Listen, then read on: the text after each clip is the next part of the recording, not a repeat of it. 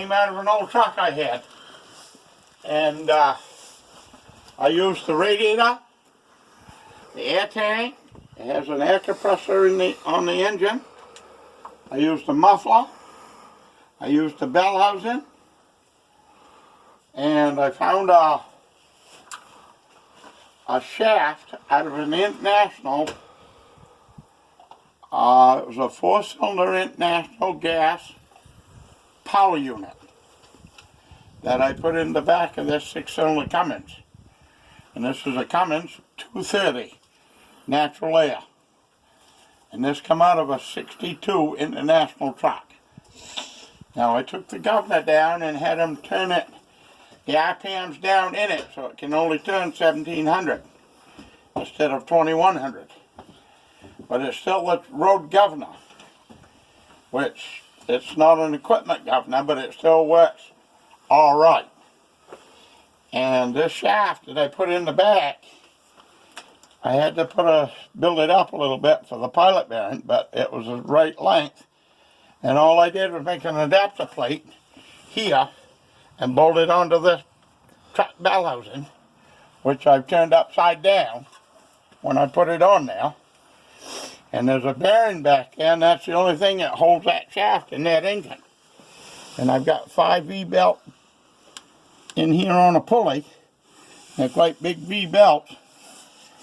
And this can over here is a maxi can off the truck that's hooked up to the clutch with a big spring that holds the clutch open until I build air with the air compressor that's on the engine. And I have now it's a parking brake is what it is, a trolley handle out of the truck. And when I add air to the maxi can, it lets that collapse that spring in there with air pressure to put the clutch engaged. And then I have another valve up there that's an air valve, which is a trailer valve for the maxi brakes. And that just pushes air down here to this cylinder that's hooked up for the throttle, right in behind there. And that just holds her wide open. Oh, okay. And so that's the controls that you have over up and there, hanging up there. Yeah. So you got one control there, and then the arm that he was talking about was this thing right here. Now for the hydraulics, to move the carriage heading back, this is an old pump off an old Fox chopper. And that's the reservoir tank. And I have lines going back to a valve that's in under the floor over there that's hooked up to the stick. And then the lines run off to a hydraulic motor that's bolted up under the track over there to run the carriage heading back. Okay. All right. That's just something that I come up with and made work. All right. Between me and my brother Ivan and my brother Robert, they all help me. Good thing you do, because there's a blower down in there that belongs to my brother Ivan. It's been here for almost 20 years. And that blows. Robbins gave that to you. Huh? Robbins donated that. Dennis, yeah. He was cleaning out the old sawmill. Yeah. So what's in this big wooden housing? There's a great big pulley that's hooked to the shaft, the arbor shaft that's the blades on. And there's 5 big V-belts running down there to the engine that's where that shaft is that goes in the clutch. Right, yep. Then there's another pulley on the outside of that big pulley that runs 2 belts down to this shaft here that's hooked to the blower. Okay, and that sucks the sawdust out from under the saw and blows it out into the building. Okay, so that's what's going up this pipe here and out to the back. What okay. That big pipe there's for. Oh, okay.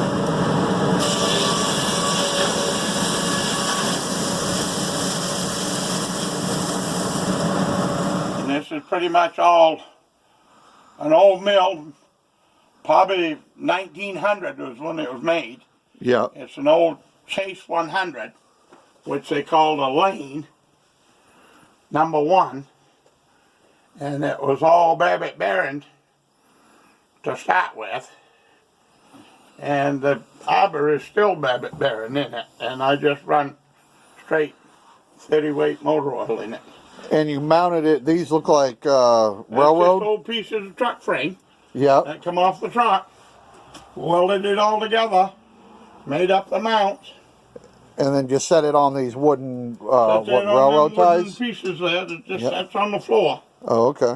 It's not hooked to the floor or nothing. It's just the weight of it sitting there. Now, are you still mixing the cooking oil No, in your diesel? I was for a while, but I've gone Yeah. back to diesel now. Oh, okay. So running straight diesel. Yeah, I'm just running diesel. But I was running a mix of cooking oil and diesel, which 50-50 mix.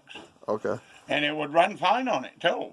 But I just It'd wasn't. make you hungry for McDonald's, though. Well, that I should have been filtering it more. Yep. They say that cooking oil, you need to get all them little pieces of cooking stuff out of them. Well, and I have sediment in my tank now Oh, okay. from using it, and that's why I stopped using it. Oh, okay. Because I wasn't refining the oil enough to use it. Yeah, you'd have to use lye and make like a biofuel. Well, Separate the no, glycerin from the oil and make more of a biofuel. A friend of mine runs his sawmill, and he has an old Murphy. And he's running his on straight cooking oil. But he's got a preheater. To heat the oil before it goes into to the warm engine. the oil up a little bit. Right, right. And then he's also got a small tank. So when he shuts down, he puts it back on diesel fuel and runs it out of the lines. Clean the lines So out. it has diesel fuel in to start. Right. But he running straight cooking oil. Came out of an old And he's only filtering his cooking oil with locomotive. paint strainers. Really? Paint strainers. What he's using it to strain his cooking oil. Oh, And okay. he So it says doesn't works get fine. all the fine sediment out. It No, just he gets just- the big he- chunks. Well, he says them paint filters are fine enough to get enough of it Oh, okay. for his. Couldn't fill though. But because his engine's a lot older than this one. Yeah. You know, it's out of an old Murphy crane. Was that the one that came out of the locomotive? Kippy's? Yeah, I don't Came know. out of a locomotive. Oh, it did? Well, it's an old Murphy anyway. It's from the generator. You want to show me the controls while we come up? Yeah. All right. So one more time. This is a trolley handle that's made to put brake pressure in a trailer for just the back brakes Okay. in a truck. These two, the release for the maxi brakes on a trailer Okay. Trailer and supply and a truck. So I use this trolley handle to add air down by putting that up to make that clutch lock in down there on that maxi can. You could use that other valve if you wanted to. Okay. Okay.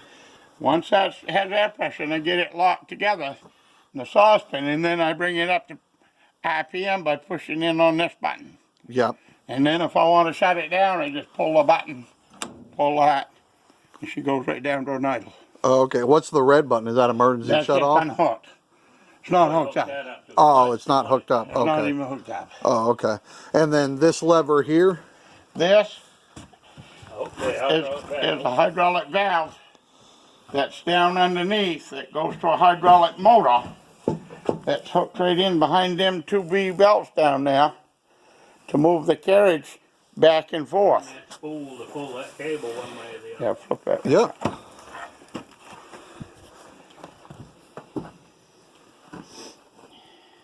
And then so this is the bearings for the blade that you oil and lubricate. Yes. Right there in the And then center my- there. Them Red line bearings. Babbitt bearings Yep. with Babbitt in them, and you have to keep oiling them all the time because if it get hot, they'll melt the Babbitt right out. Okay. The So Babbitt is soft like solder. yeah. I've got a wick in the. So you have one here and one over here, so you Yes. keep both of those lubricated. Yes. And Now- there's felt in them bearing holders that holds the oil and lets it drip in and keeps the bearing cool. Okay. The wick is what holds the oil, so it stays cool. So I can run for a couple hours without having to put more oil in. Oh, okay. Now this pulley that we see here. That's just something that was on the shaft that I never took off. Oh, okay. So That used to run either a blower yeah. or the belt feed. And I've changed this feed over to hydraulic feed instead of the old belt feed. Okay, so that's what this is. It's Yes. hooked to a hydraulic. A hydraulic.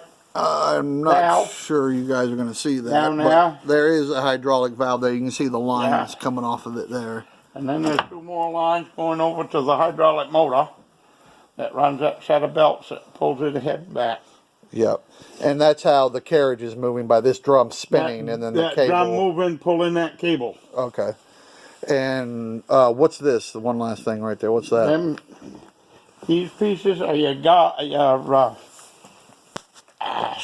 saw blade guides. And that just, all that does is if that saw starts to get hot, it can't flap over and come out of there. It stays in there. Okay. Alrighty. Well, good deal. And of course you have to have lead in your saw to make it cut straight. And that's a ball game all in its own. Yep. You have to keep working until you get the right amount of lead to make it work right. And that's only if the saw is hammered right and running right. Oh, okay. There's a lot to making that saw cut right. Yeah. and I don't know all of it yet. May never know all of it. Alrighty. Well, you're gonna fire her up? Yeah, we're gonna start her up and do some more. Well, I was gonna give her a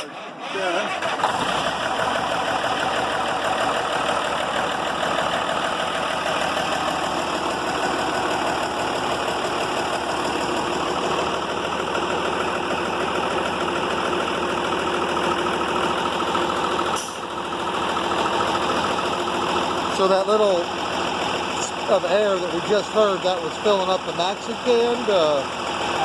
Probably the regulator on the Delta phone. Oh, okay. I want to give it just a little taste of oil. You gotta have more. Just a little.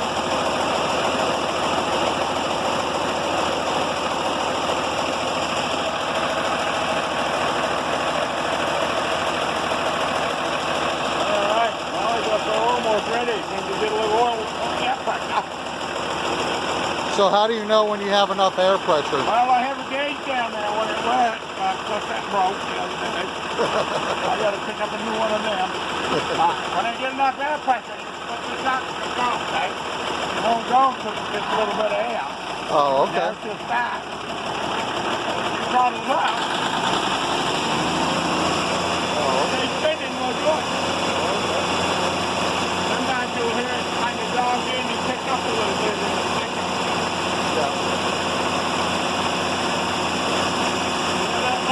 A rumble and roar, you know your saw's up to speed. Oh, okay.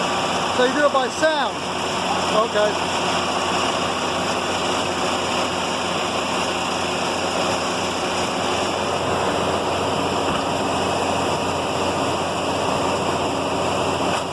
Now, what we have is we try to keep the small end towards the saw.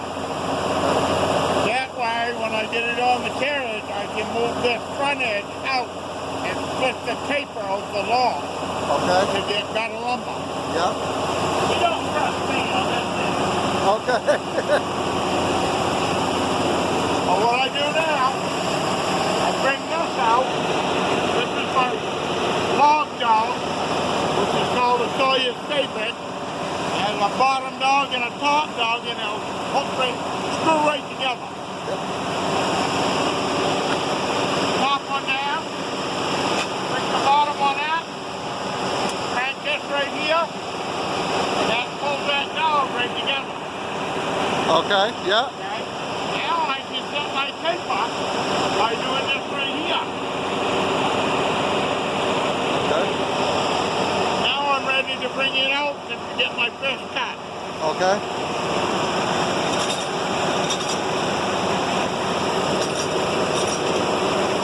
My saw goes by these about a quarter of an inch down here, so you can almost tell where to put your log to get a slam Okay. and not lose a lot of wood meat. Okay. Also, you have to get this here into this big job right in here on that. Otherwise, you get way off on your distance. Your measurement, you won't know where you are. Do you go off of this at all? I go off of that wheel too, but as fast cut it to, I don't have to figure anything. Because it's what we call free lumber, because it's not sawed. I haven't made my thickness of my log to get my thickness of my lumber or the width of my lumber. Okay.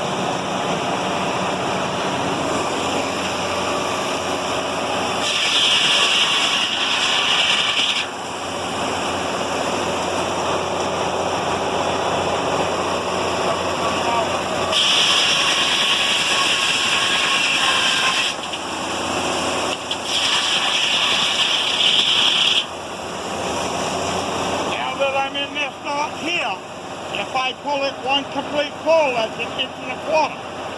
So if I want 2 inches, I pull it 1 1/4 inches and count them notches back. So I have 4 notches, which is 1 inch. Then I come again and that's 2 1/4, but it takes 1/4 out for the saw, so it's a 2-inch piece coming off. Okay. That's 1 1/4 inches. 1, 2, 3, 4. Come again. That's a full inch. The first pull was a full inch. Okay. Then you count back 4 clicks in them big dogs. That makes another inch, and then you pull it 2 inches together. 1 1/4. Okay. And when I make the cut, I lose the 1/4 because of the soft cut. Oh, yeah. Okay. So this piece coming off will be the full 2 inches. Okay. Okay.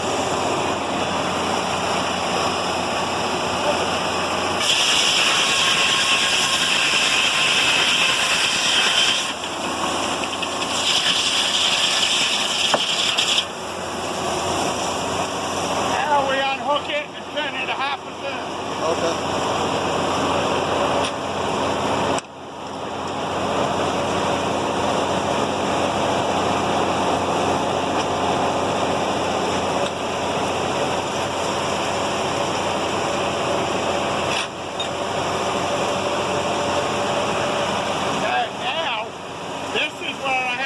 The width of my piece. So I'm sawing 2%. So I'm now going to set at 8 1/4 and take one piece off, like I did a minute ago, and then it's going to end up 6, and then we turn it down and saw it again. Oh, okay. So it's a repeat of what you've already done. Okay. Okay? Now I set it 8 1/4, okay? Yep. Now that's supposed to drop it into that knot. And if it don't, you just bring it a little bit like that. That's 8 1/4. Okay.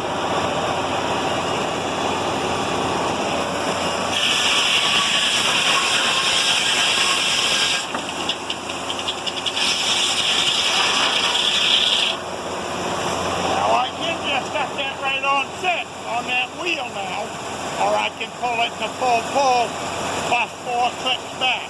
Okay.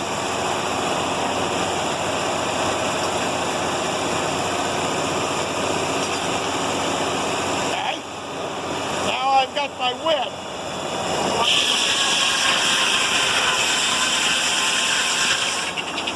What you can do is turn my head.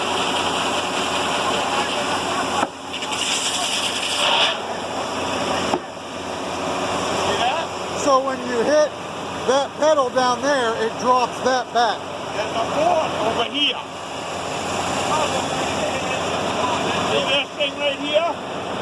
You step on that, that hits the wheel in underneath. And it will go back as long as that unlatched out of the lock position. Okay, so that has to be turned. Yeah. Okay.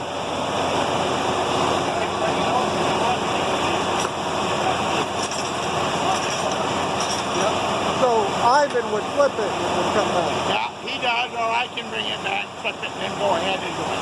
Okay. Now I have to do the taper thing all over again. Right.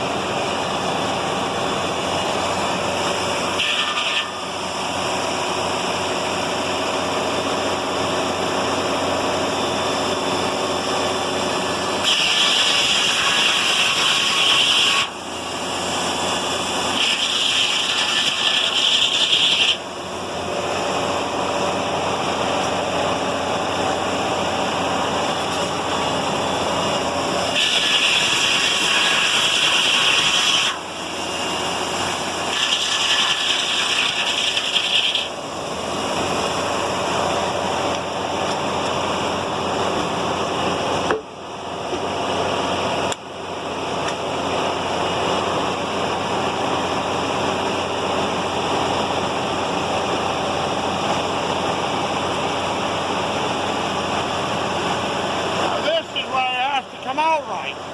So you have to figure every piece with a quarter of an inch for the south cap.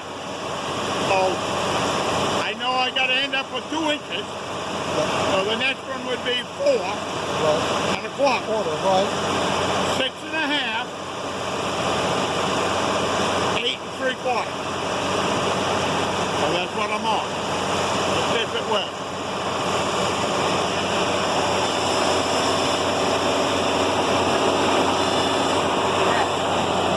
Won't make 4 pieces. Okay? And now I can set on 7 3/4.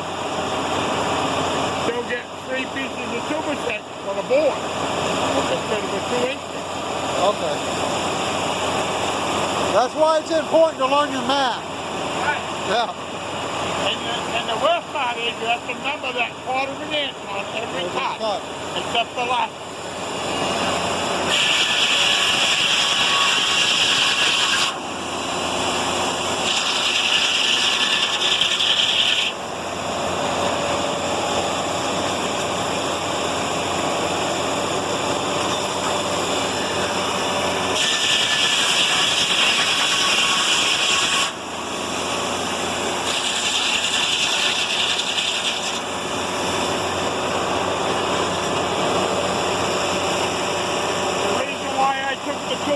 Before I took the board, so I don't have to edge the board and get rid of the wane. I can leave the wane on the super.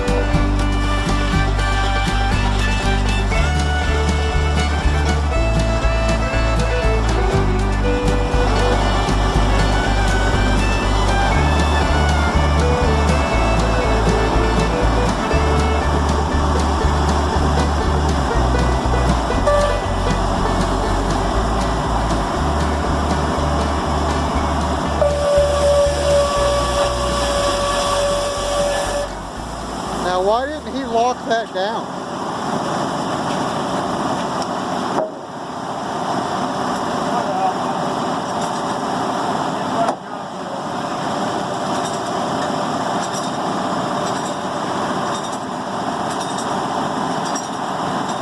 There's enough weight it wouldn't go anywhere, or? Usually, yeah. Yeah, usually. I wanted to put another one on the bottom. Do I need to do a disclaimer for this video? Some things may not be as weight as they think.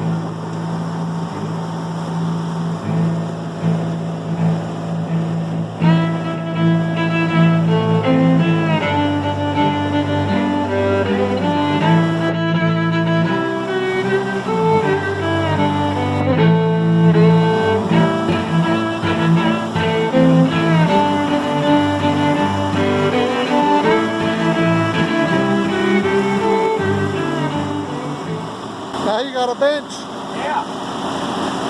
That's no bitch either. That smells like cat spruce. So strong. Yeah, it's got a smell to it. And you say that's hemlock?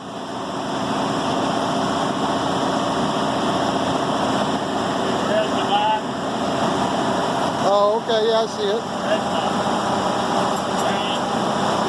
That's good for like axe handles and hammers and stuff, right? No?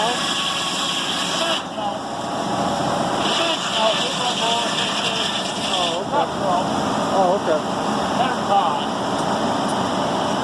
So what do you use for like axe handles and stuff? Axe. That's a hardwood, right?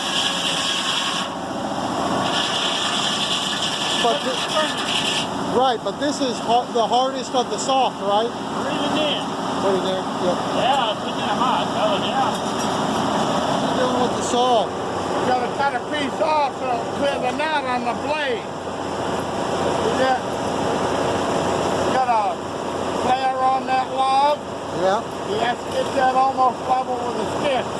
Oh, okay. Otherwise, it won't clear the knot on the saw blade.